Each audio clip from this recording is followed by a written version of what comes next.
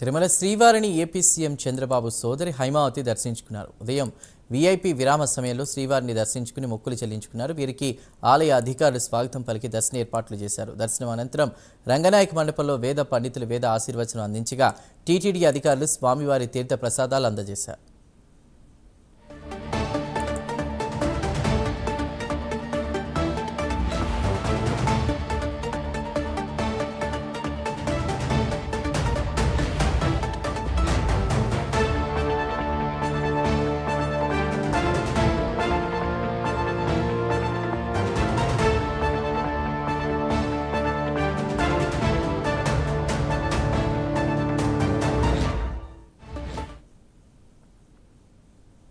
తిరుమల శ్రీవారి దర్శనానికి భక్తుల రద్దీ కొనసాగుతోంది. గత 4 రోజులుగా శ్రీవారి దర్శనానికి 24 గంటల సమయం పడుతోంది. స్వామివారి సర్వదర్శనానికి భక్తులు అన్ని కంపార్ట్మెంట్లలో నిండి బయట క్యూ లైన్లో వేచి ఉన్నారు.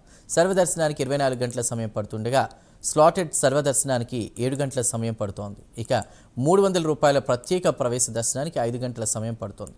క్యూ లైన్లో వేచి ఉన్న భక్తులకి నిత్యం అన్నప్రసాదాలు అందజేయాలని టీటీడీ అదనపు వెంకయ్య చౌదరి ఆదేశాలు జారీ చేశారు.